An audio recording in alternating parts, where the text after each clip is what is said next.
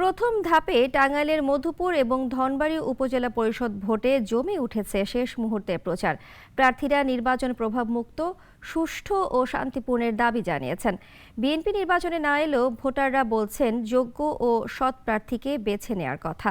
আব্দুল্লাহ আল নোমানের প্রতিবেদন থেকে desk report.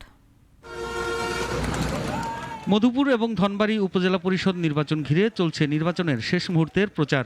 Dhanbari উপজেলায় 61টি ভোট কেন্দ্রের 429টি ভোট কক্ষে হবে ভোট গ্রহণ। অন্যদিকে মধুপুর উপজেলায় 90টি ভোট কেন্দ্রের 604টি ভোট কক্ষে ভোট গ্রহণ হবে।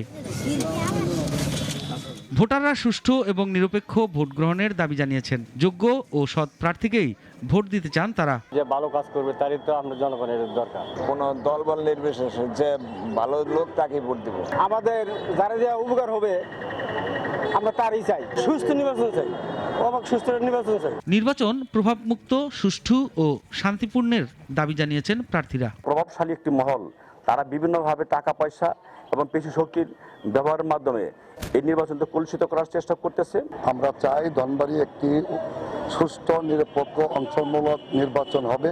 কৃষক যাতে সুযোগ পায়, তাদের প্রতি যাতে কোনো রকম অন্যায় অবিচার না হয়, সেই জিনিসটা আমি দৃষ্টি রাখবো। মধুপুর এবং ধনবাড়ী দুই উপজেলা মিলিয়ে মোট ভোটার 4,17,806 জন। দুই উপজেলায় চেয়ারম্যান প্রার্থী 8 জন, ভাইস চেয়ারম্যান 11 জন এবং মহিলা ভাইস চেয়ারম্যান প্রার্থী 7 জন। নাগরিক নিউজ ডেস্ক।